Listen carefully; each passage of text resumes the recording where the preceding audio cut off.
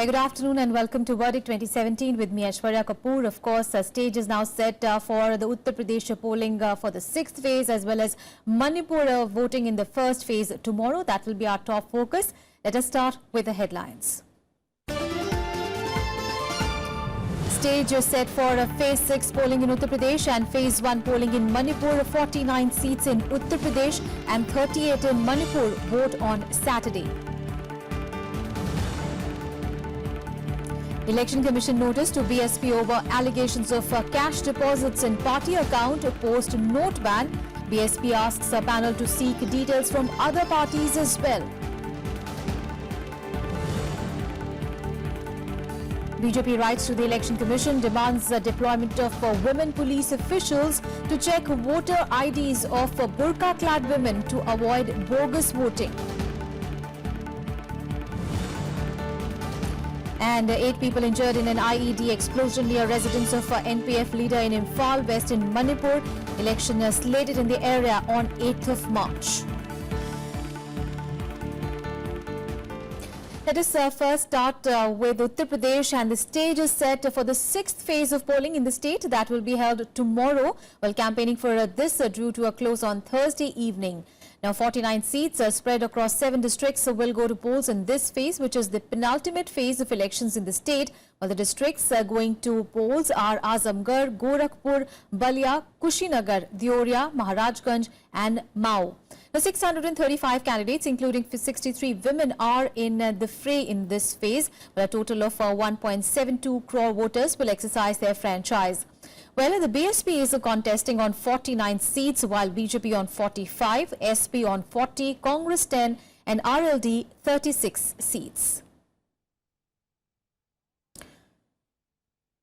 Meanwhile, campaigning will continue for the 7th and the final phase of polling in Uttar Pradesh today. While Prime Minister Narendra Modi is slated to hold a rally in Mirzapur, while BJP President Amit Shah will also address 4 rallies today, 3 in Ghazipur and 1 in Varanasi. Uttar Pradesh Chief Minister Akhilesh Yadav will also address a string of rallies today, 7 of them, 6 of them in Ghazipur and 1 in Chandauli. While the Congress's Raj Babbar and Pramod Tiwari will also hold 2 rallies each in Varanasi.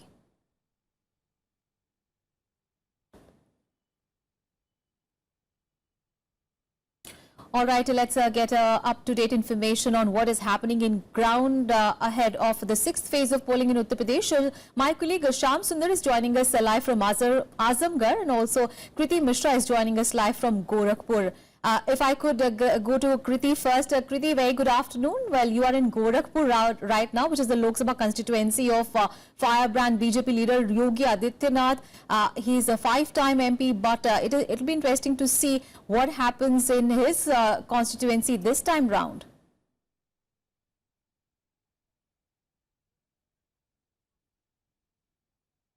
Well, that's right, Aishwarya. Gorakhpur has been the undisputed fiefdom of 5-time Lok Sabha MP of the BJP, Yogi Adityanath. Remember, Aishwarya, he had also floated an organization in 2002 called the Hindu Yuva Vahini.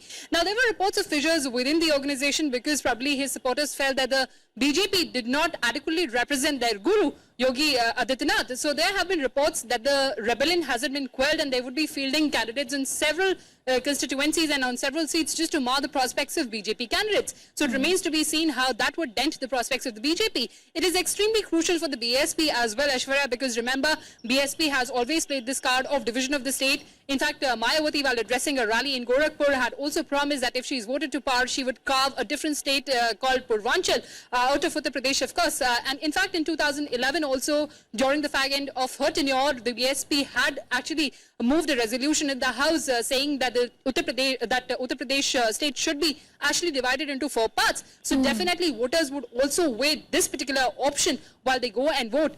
In fact, the alliance, the Samajwadi Party and the Congress, they are also trying very hard to woo the voters. Remember, in 2012 elections in Gorakhpur particularly, there are 9 constituencies and the BSP had won 4, the BJP 3, Congress and the Samajwadi Party had to satiate themselves with only 1 seats each. So certainly in the eastern war zone of Uttar Pradesh, it's a make or break situation for all the political parties. Absolutely. Aishwarya? Absolutely. You stay with us, Kriti. We'll just come back to you. Let's go also across to my colleague Shyam Sundar, who is in Azamgarh at the moment. Shyam, now Of course, the campaigning is over. The voting will be held tomorrow.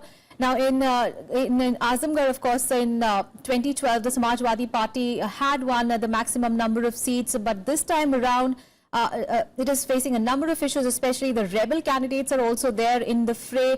And the BJP is also giving a very tough fight. What can we expect to happen tomorrow? Well, Aishwarya, in this election, Bahujan Samaj Party is the party to watch out, because we have seen in last few days in Azamgarh area that Bahujan Samaj Party has done its homework.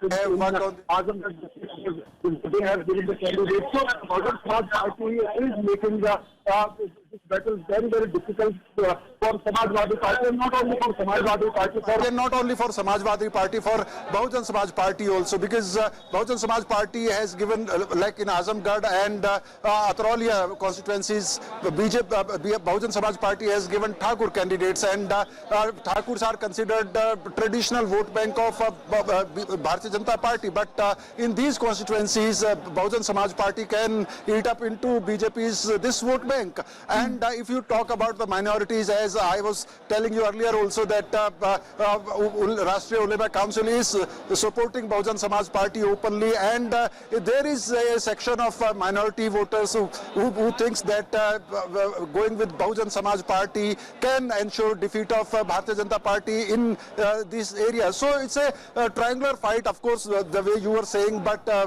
as of now, it is not as it was in 2012 for Samajwadi Party. Bahujan Samaj Party is making this election really interesting on the ground. Absolutely. And you were speaking about Mayawati's party, how it has been carrying out really hard groundwork as among her cadres. But she's also raised up the issue in one of her rallies of the division of state. So how much of that is going to find resonance with the voters? It's an old issue in Purvanchal. Many organizations raise this demand, but Bahujan Samaj Party is the only party. This is not the first time when Bahujan Samaj Party has taken this stand that they will create another state, Purvanchal. So, of course, in this issue there is an appeal, but I think in this election, when voters are going to vote, that appeal will be limited, because there are different kind of issues, and voters are aligned with different parties on many different and local issues. You stay with us, Sham. We'll just come back to you. Let's go across to Kriti Mishra now, who is in Gorakhpur. Kriti, you were telling us about the various political parties and how much they're really preparing as far as they have already obviously campaigned. But as far as voters are concerned, that in Gorakhpur now, livelihood of several of communities there is centered around water. And this community known as Nishad there. Now they have also created a new political outfit, the Nishad Party. So is that party also likely to alter the political equations in that region?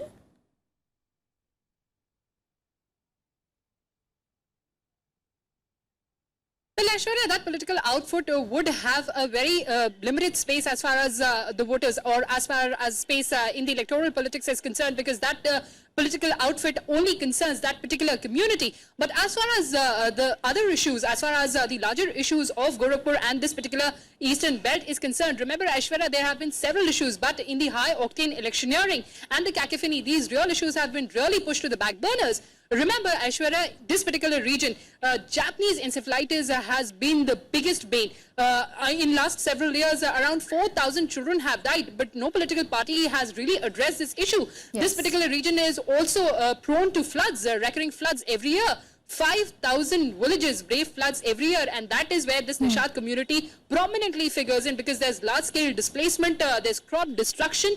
So definitely that also didn't find resonance as far as political parties are concerned.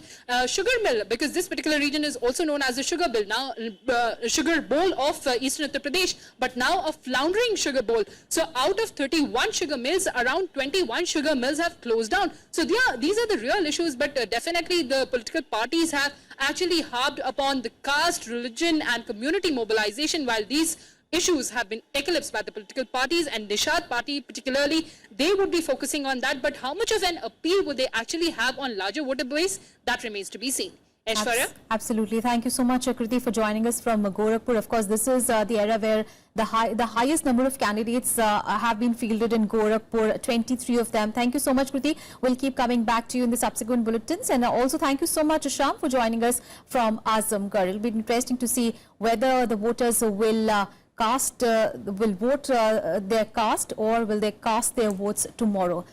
And meanwhile, the Election Commission has sent a notice to BSP Chief Mayawati asking her to reply over allegations of money deposits in her party account post-note ban. Well, the poll body has sought a reply by 15th of March on whether a large amount of money was deposited in her party account in a short period, while the poll panel referred to a petition filed in the Allahabad High Court alleging the same. Meanwhile, the Enforcement Directorate, remember, had on 26th of December detected cash deposits of over 104 crore rupees in an account belonging to the BSP. Meanwhile, in a response to the notice, the BSP has said that the EC should not single out one particular party. Instead, it should also seek details of money deposited in the accounts of other parties like the SP and Congress post-demonetization.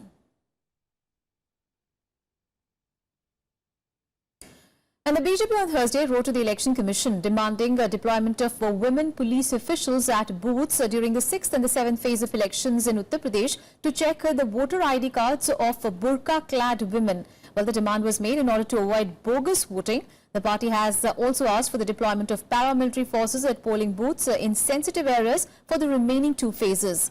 Well, 6th and 7th phase of polling, remember, will be held on 4th and 8th of March, respectively. And the Election Commission has asked the centre to explain why did it not take permission before a felicitation ceremony of sportspersons from Manipur. Well, the poll body has written to the Home Secretary and the Secretary of the Department of Development of Northeastern Region in separate notices to explain why the event was organised when poll code was in force for the assembly elections. Well, the departments have been asked to explain by Saturday. The Election Commission pointed out that the Model Code of Conduct came into force on 4th of January.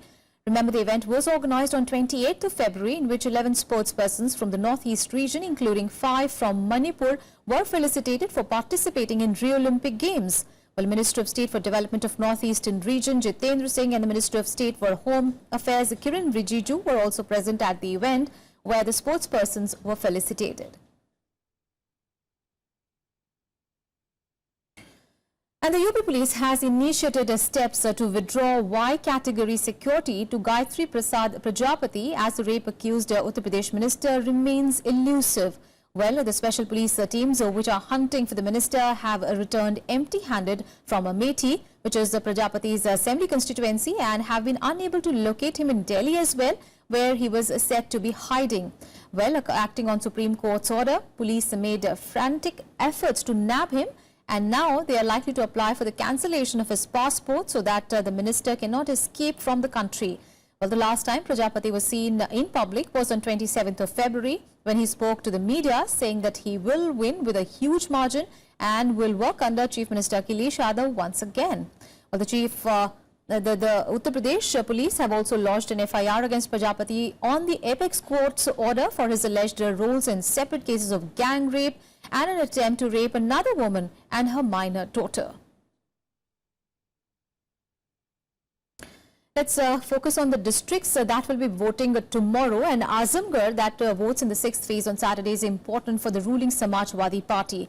Well, having won 9 of the 10 assembly seats from the districts in 2012 and sending Mulayam Singh Yadav to the Lok Sabha in 2014, the party would like to hold on to its bastion. Well, the region has a Muslim Yadav caste matrix that the SP is banking on to meet the challenge from the BJP and BSP in what has now become a triangular contest.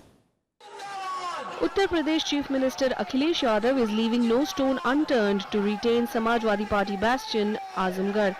हम समाजवादियों ने Christmas में भी जमीन बिजली देने का काम बना दिया उसे.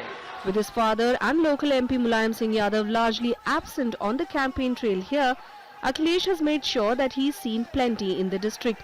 The Chief Minister has held 7 public meetings in Azamgarh with promises to build schools, hospitals and bridges, even as his father barely campaigns outside of Saifai. However, what could work in Akhilesh's favour this time is that the SP voter now accepts him as the future of the party. Its Yadav vote bank too seems intact. तमाम अस्पताल बना दिया, दवाई गरीबों के, खाद पानी सब ले आया है, सब दिया है साहब, और रोड बना दिया, जहाँ तनी भासी है, काम बहुत किया है। अरे वो निकाल दिया, बात तो अपने में झगड़ा है, आपस का झगड़ा है, लेकिन अखिलेश पर हम लोग हैं, मुलायम पर हैं। अगर हम विकास करें हैं, अच्छा, विकास के लिए दे रहा हूँ, जो विकास करेगा वही की मिलेगा। उन्हीं की चलाई हुई ये 108 वाली योजना है, रोड है, समाजवादी पेंशन योजना है, तमाम तरह की सुविधा है। अरे नहीं, काम के लिए काम भी कर रहे हैं, ऐसी बात थोड़ी नहीं, काम भी कर रहे हैं, हाँ, यादव भी हैं, यादव भी हैं। The BJP, on the other hand, has made its presence felt in the region, with party bigwigs addressing several rallies in the district. They are trying to consolidate the non-Yadav backward vote. वजह यह है कि विकास करने का लक्ष्य उन्हीं का है, मोदी जी का। अखिलेश यादव ने ना अखिलेश यादव ने खाली सिर्फ गुंडागर्दी, राह चलते में कोई बहन बेटी आपकी सुरक्षित नहीं है, स्कूल जाते हैं तो बहन बेटी को लोग छेड़ना और उल्टा सीधा गुंडागर्दी करते हैं। एक सोच है, भारतीय जनता पार्टी एक सोच है, उसकी तरफ में हूँ। और आप बताइए, मेरे भी बीजेपी। कोई खास वजह? सोच बदले, विकास बदले। ये देश के लिए चोरों से बचाना चाहिए, ये जो भ्रष्टाचार मचा रखे हैं, ये देश को बचाना है इनको, इसलिए बीजेपी नरेंद्र मोदी को लाना है। But Mayawati's BSP could turn the tables on both Samajwadi Party and the BJP. They have a healthy mix of Muslim and upper caste candidates in the fray, and the Dalit voter is holding its cards close. हम लोग अनुसूचित जात में आते हैं। हाँ, हाँ, तो अनुसूचित जाति की नेता बहन जी ही हैं। जी, तो आप उन्हीं को वोट देते हैं हमेशा? जी, और इस बार भी देंगे? जी।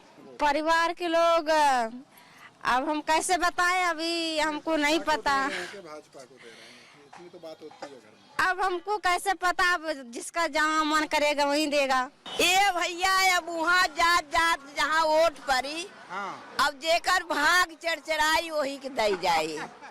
Clearly, the Samajwadi Party cannot rest on its laurels from 2012 when it won 9 of the 10 seats in Azamgarh. This time around, they have both the BSP and the BJP to contend with. Traditional vote bank of Samajwadi Party seems to be intact in district of Azamgarh, but BSP and BJP have also worked on social equations, and if it's a triangular fight in this district, things will not be very easy for Samajwadi Party. With cameraman Anirban, this is Shyam Sundar, Rajya Sabha TV, Azamgarh. And in verdict 2017, we'll take a very short break. Up next, we have all the news from Manipur, which is also going to vote in the first phase tomorrow. Stay with us for that.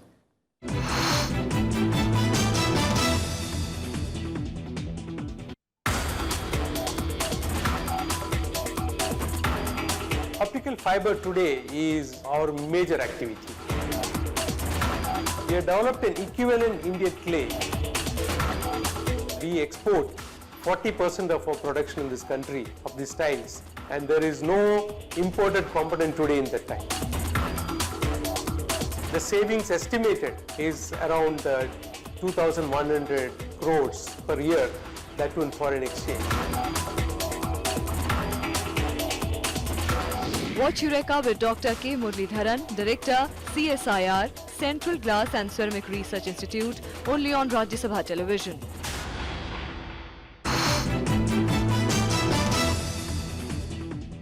Welcome back. Now the stage is all set also for the first phase of polling in Manipur tomorrow, and 38 of the 60 assembly seats will vote in the first of the two phases in the state on 4th of March, while the constituencies cover both the Imphal Valley and the hills.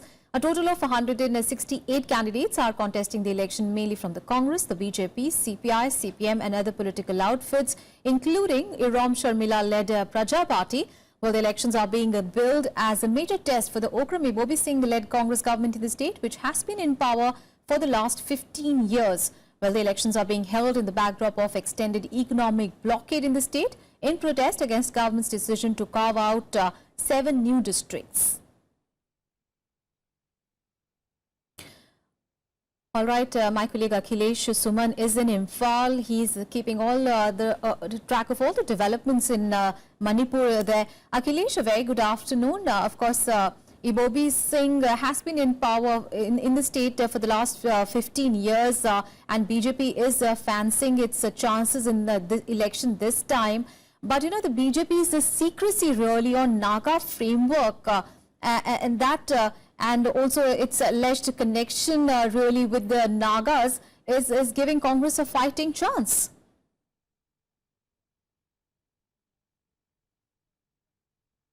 Yeah, naturally. See, Aishwarya, in 2012, when assembly elections took place, BJP had no MLA. In between, bypolls took place and then BJP got 2 MLAs. Now BJP has 1 MLA because 1 MLA has deserted to Congress. So BJP is, in a way you can say that for last 5 years, BJP has increasing its presence and you can understand that the way they have been projecting the development agenda all over the country and especially to Manipur, they are telling that integration of Manipur and prosperity of Manipur with employment and tourism reconstruction of whole infrastructure. This is the whole slogan of BJP. And as far as the Congress is concerned, Congress has been in power for last 3 terms. So people are complaining against Congress that the whole infrastructure of the state has gone to the very bad shape. So in a way, BJP has some upper hand in this area as far as development is concerned. And now coming to the Naga issue, because see, Naga issue is an old issue, old problem that is coming out right from our independence time. And there is a logic among people here also and people in Delhi also that Naga Accord has not been finalized, and in between you cannot reveal what are the things that are going to be agreed upon and that are going to be negotiated. And you know, it is a very sensitive issue because NSC and IM is in talks, but NSC and Khaplang is not in talks. So if something comes out that what are the factors that are being talked about, then it will create a problem for the whole negotiation process. So BJP is trying to convince people in this way.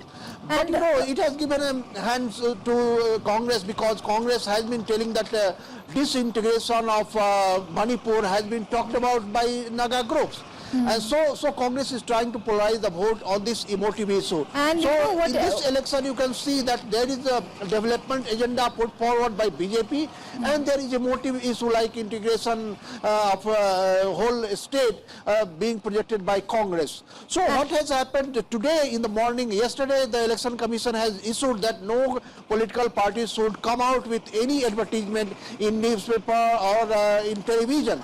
But today morning, the whole full-page advertisement has been put by BJP, committing prosperity, committing integration, committing, you know, herbal parks, organic farms, and all these issues, tourism sector. So, Election Commission, we talked to the Election Commission in the morning, and they are telling that we are going to take some action. It will be interesting to see that what action comes out by the evening. But what I am trying to tell you that it is going to be very intense fight. BJP has put all its weight behind its party. And you know, party is in full-fledged electoral mode here in the state. And on the other hand, you can see that Congress is ruling for 5 years, for 3 terms, 15 years, and only Rahul Gandhi as a central leader has come to Manipur. Maybe they are more confident than not that, okay, we are confident, we have got 47 seats in last election. They are now 45 seats because 2 have deserted. So 45 seats, they may think that, okay, we can reduce to 10 or 15 or something like that. So it is a confidence in Congress like this, and BJP is trying to get the anti-incumbency factor so that it can get the attraction of the voters in this. Absolutely. So it is going to be a very interesting fight in Manipur because obviously the main contest really is between the BJP and the Congress.